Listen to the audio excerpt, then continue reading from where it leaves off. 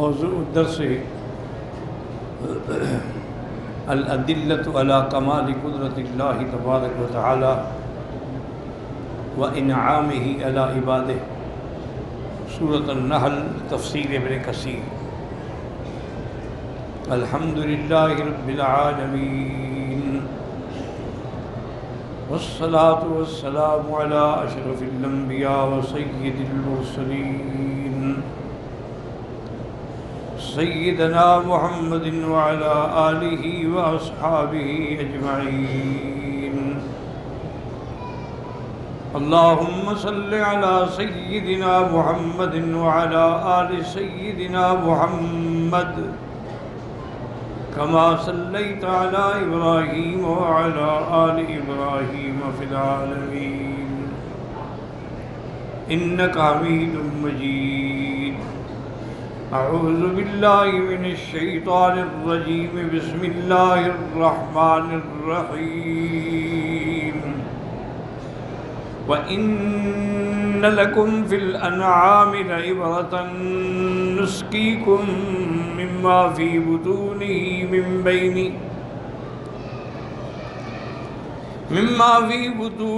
من بين فرث ودم لبنا خالصا سائغا للشاربين،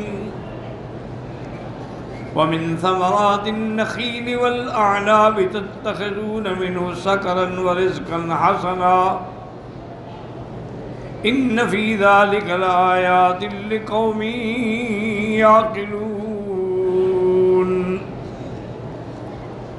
وأوحى ربك إلى النحل أن اتخذي من الجبال بيوتا ومن الشجر ومما يعرشون،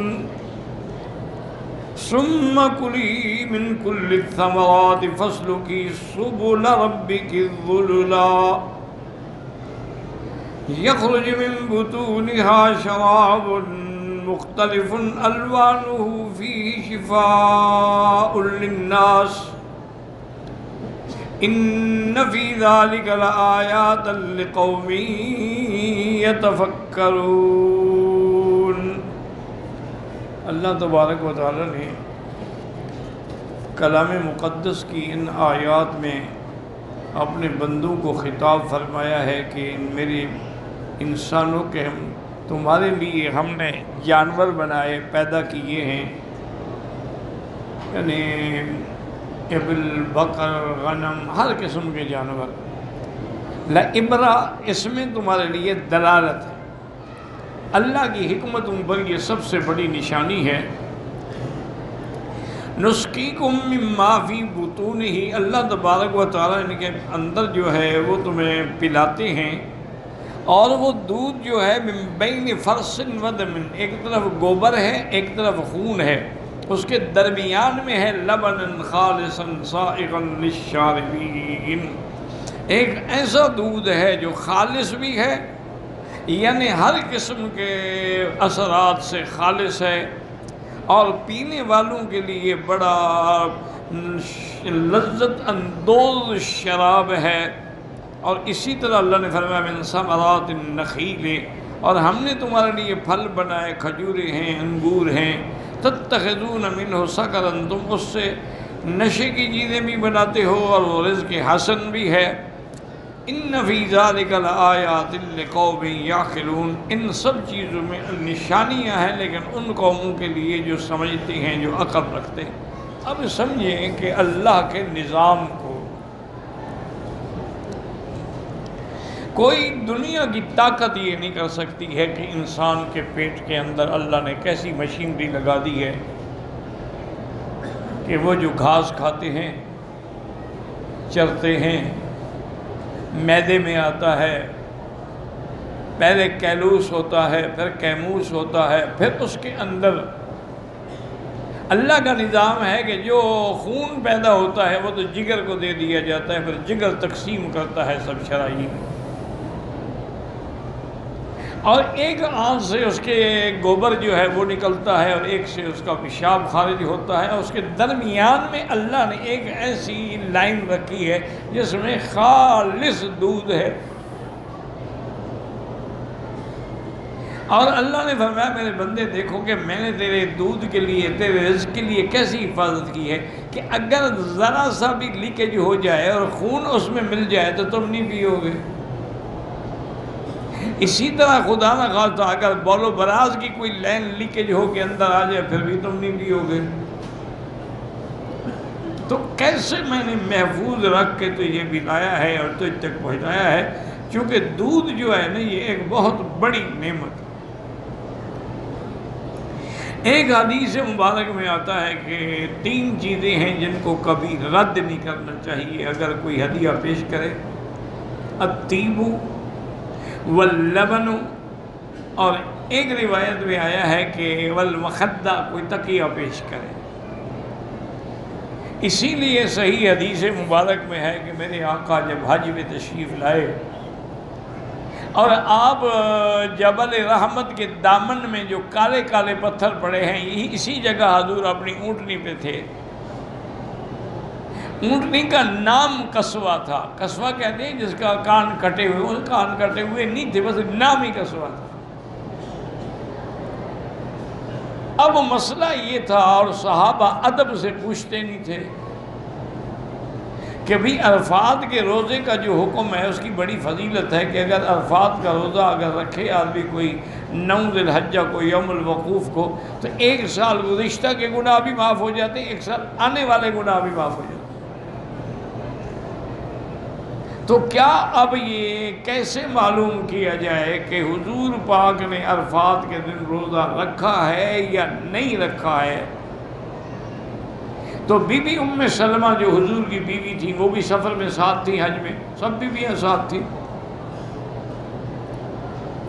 تو اس نے دودھ کی لسی بنائی پانی ملا کے، اور حضور پاک کو یہ دودھ کی لسی بڑی پسند تھی، اور دوسری یہ ہے کہ دودھ کبھی آپ رد نہیں کرتے تھے۔ اگر آپ پانی بھیجا جاتا، ہو سکتا ہے کہتے مجھے ضرورت نہیں ہے، پیاس نہیں لگی، لیکن دودھ رد نہیں کرتے تھے، چاہے 1 گھونٹ بھی بھریں۔ تو بی بی صاحبہ نے وہ پیالہ جو تھا دودھ کا اور لسی، پانی ملا کے لسی بنا کے حضور کو بھیجا، تو حضور نے اونٹنی میں بیٹھے بیٹھے نوش فرما لیا۔ تمام صحابہ کو پتہ لگ گیا کہ آج حضور کا روزہ نہیں ہے۔ اسی لیے فقہا نے یہ مسئلہ استنباط کیا ہے، یاد رکھو، فقہا قرآن و حدیث سے مسائل کو نکال کے ہمارے لیے پیش کرتے ہیں۔ انہوں نے کہا کہ اگر کوئی آدمی حج پہ ہے تو وہ روزہ نہ رکھے، اور اگر حج پہ نہیں ہے، مکہ مدینے میں ہے، اپنے ملک میں ہے، تو پھر اس دن کا روزہ رکھنا جو ہے اس کے لیے بہت بڑی فضیلت ہے۔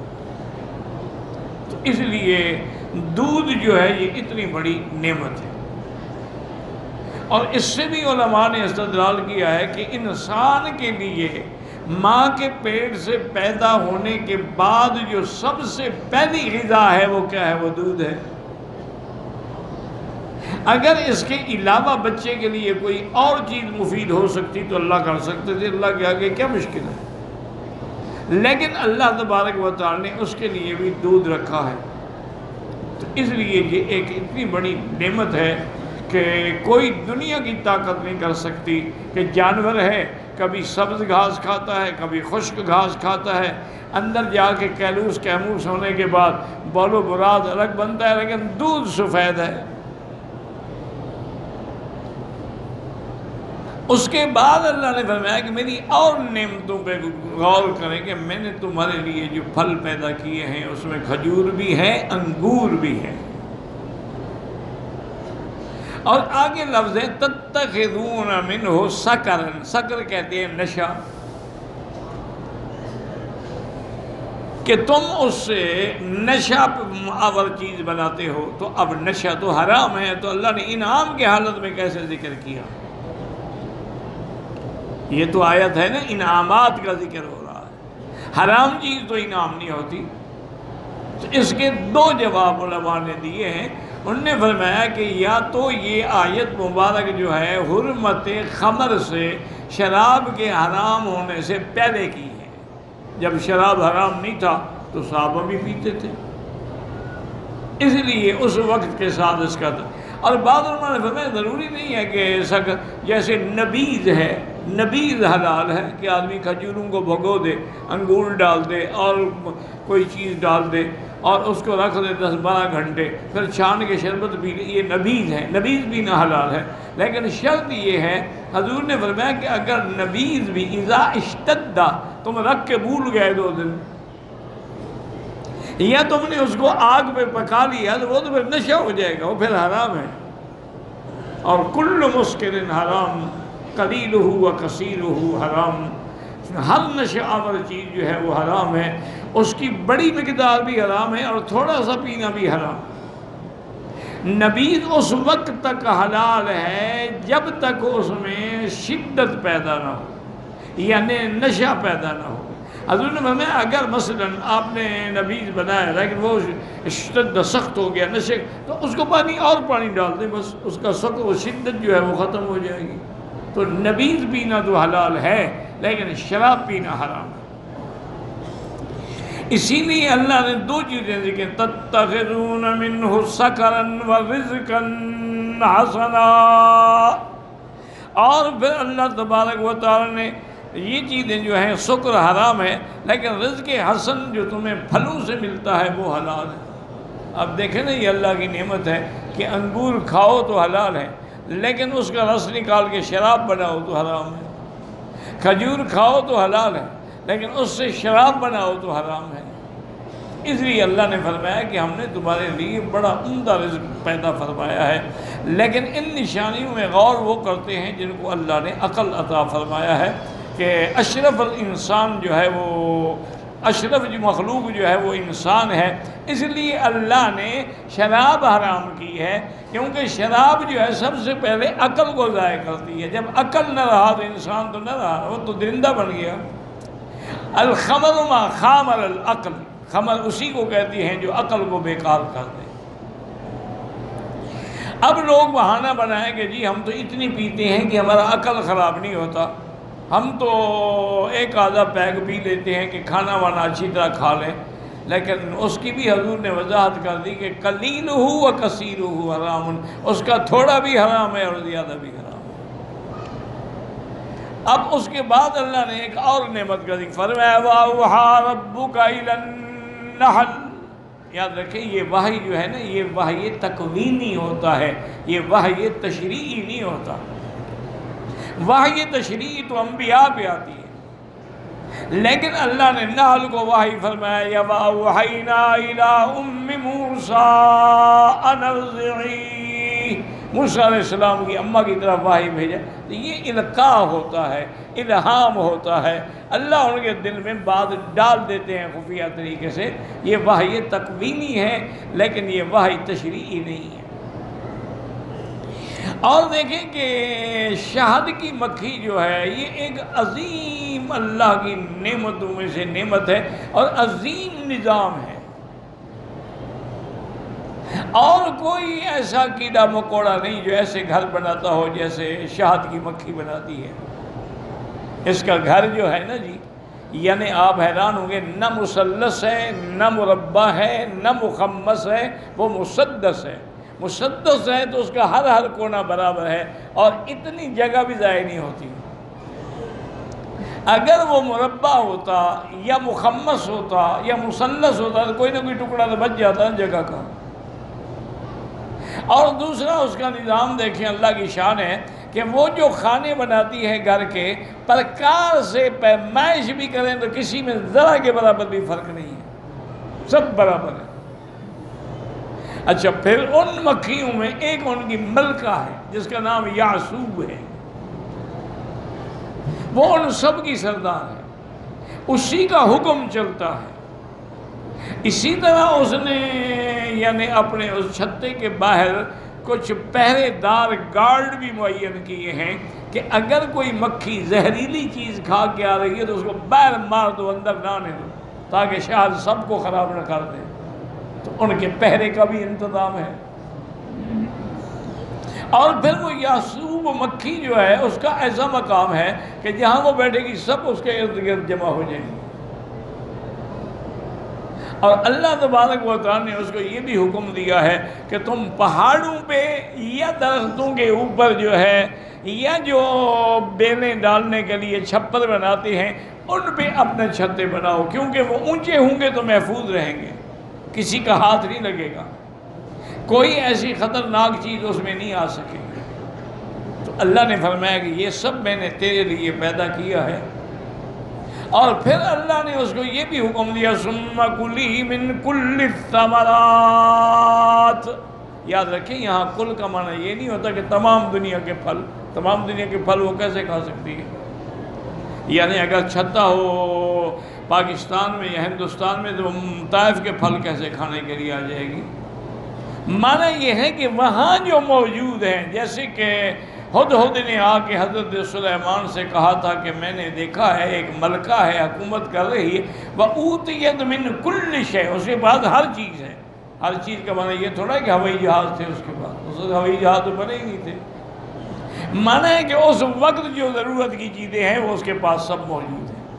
اسی طرح اللہ نے حضرت ابراہیم علیہ السلام کو بھی فرمایا تھا جب انہوں نے کہا کہ یا اللہ مردوں کو زندہ کیسا کرتے ہیں، تو اللہ نے حکم دیا کہ تم ایسا کرو کہ کچھ پرندے پکڑ لو، پھر ان کو ذبح کرو، پھر ان کا گوشت بناؤ، پھر ان کو آپس میں ملا دو۔ قال خذ أربعة من الطير فصرهن إليك ثم اجعل على كل جبل، پھر ہر پہاڑ پہ ان کے ٹکڑا ٹکڑا گوشت کا رکھ دو۔ اب ہر پہاڑ سے مراد یہ تھوڑا ہے کہ مکے کے پہاڑوں پر بھی رکھنے آئے تھے شام سے، مانے اس وقت جو سامنے پہاڑ تھا۔ اس لیے حکم ملا کہ کلی من کل الثمرات، اور اللہ کا انعام دیکھیں فصلوں کی سبل ربک ذللا، اللہ نے اس کی فضا میں راستے پیدا فرمائے ہیں کہ وہ جتنی دور چلی جائے اسی راستے سے اپنے چھتے پہ پہنچے گی۔ اگر اللہ اس کو یہ راستے نہ سمجھاتے وہ تو بھٹک جاتی نا جی، نکل جاتی کبھی ادھر کبھی ادھر کبھی، تو اپنا چھتا تو اس کو ملتا ہی نہیں۔ اللہ ہم نے اس کے لیے راستے بنائے ہیں، اور راستے اس کے لیے ہم نے آسان کر دیے ہیں کہ وہ اس کے تابع ہیں، وہ اسی پر چل کے اپنے چھتے تک پہنچتی ہے۔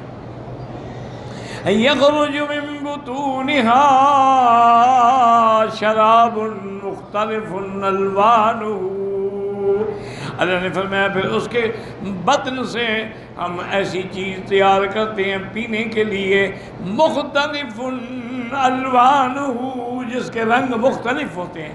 کیا ورنہ کبھی دیکھو نا شہد سفید ہوتا ہے، پہاڑوں کا سفید ہوتا ہے، کبھی دیکھو تو شہد سرخ ہوتا ہے، کبھی دیکھو تو شہد جو ہے وہ زرد ہوتا ہے، جیسے پھولوں کا ہے، سبزے کا ہے، فروٹ کا ہے، تو اس کا رنگ بھی بدلتا ہے۔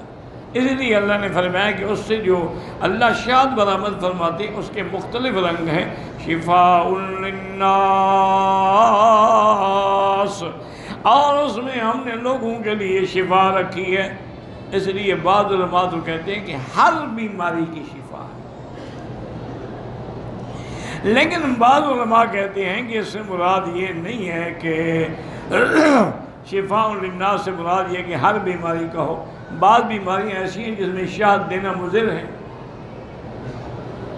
لیکن اکثر بیماریاں جو ہیں اس کا وہ علاج ہے۔ میرے آقا کے زمانے میں، سرکار دو عالم کے زمانے میں، ایک صحابی نے آ کے عرض کیا کہ یا رسول اللہ میرے بھائی کو اسہال لگ گئے ہیں، پیٹ چل رہا ہے۔ آپ نے فرمایا اسکے ہے اصلاً، اس کو جا کے شربت بنا کے شہد کا پلاؤ۔ اس نے پلایا، پھر واپس آیا، اس نے کہا سنو تو پہلے سے بھی بڑھ گئے ہیں، اور میں اسکے ہوں اصلاً، پھر پلاؤ۔ اب نبی پاک کا فرمان کون ٹال سکتا ہے؟ اس نے پھر پلایا، وہ مرض زیادہ ہو گئی، وہ پھر آیا حضور وہ تو پہلے سے بھی زیادہ ہو گئے، اور میں اسکے ہوں اصلاً، پھر پلاؤ اس کو۔ جب تیسری دفعہ اس نے پلایا تو پیٹ بند ہو گیا، ٹھیک ہو گیا، اسہال ہو گیا۔ تو اب وہ آیا حضور کی خدمت میں اور خبر دی کہ یا رسول اللہ الحمدللہ میرا بھائی ٹھیک، اور میں صدق اللہ وکذب وطن اخیک، اللہ کا کلام سچا ہے، تمہارے بھائی کا پیٹ قبول نہیں کر رہا تھا، جب اس سے ساری گندگی نکل گئی، قبول کرنے کے قابل ہوا تو ٹھیک ہو گیا۔ تو اللہ نے جب فرمایا شفاء للناس، تو شفا کیسے نہیں ہو؟ تو اس لیے یعنی اب بھی نئی نئی تحقیقات جو ہو رہی ہیں اس میں بھی یہی آ رہا ہے کہ شہد جو ہے یہ بہت بڑی بیماریوں کا علاج ہے۔ اللہ نے فرمایا ان چیزوں پہ جب غور کرو کہ ان فی ذالک لآیات لقوم یتفکرون، اللہ نے فرمایا اس میں میرے قدرت کی نشانی ہے لیکن اس قوم کے لیے جو سوچنے والے ہیں۔ اسی طرح صحیحین میں یعنی بخاری اور مسلم میں ایک حدیث آتی ہے بی بی عائشہ سے، ان رسول اللہ صلی اللہ علیہ وسلم کان یعجبہ الحلوى والعسل، حضرت پاک صلی اللہ علیہ وسلم کو میٹھی چیزیں بھی پسند تھیں اور شہد بھی پسند تھی، اس لیے اللہ نے یہ ساری نعمتیں ہمارے لیے بنائی ہیں اور ہمیں اپنے لیے بنایا ہے، لیکن اللہ کی ہر نعمت کو ہم استعمال کر رہے ہیں اور خود ہم اللہ کا دروازہ چھوڑ کے غیروں کے دروازے پہ سجدے کر رہے ہیں، غیروں کی نظر نیاز دے رہے ہیں، غیروں کی منتیں مان رہے ہیں، غیروں کو مشکل کشا اور حاجت روا سمجھے ہوئے ہیں۔ تو اس لیے ان آیات میں اس کو کہتے ہیں تذکیر بنعم اللہ، اللہ اپنی نعمتوں کا ذکر کر کے بندوں کو یاد دلاتے ہیں کہ میری نعمتوں پہ غور کرو اور اس کے بعد میری نعمتوں پر توجہ کر کے اللہ کی صحیح معنی میں توحید اختیار کرو۔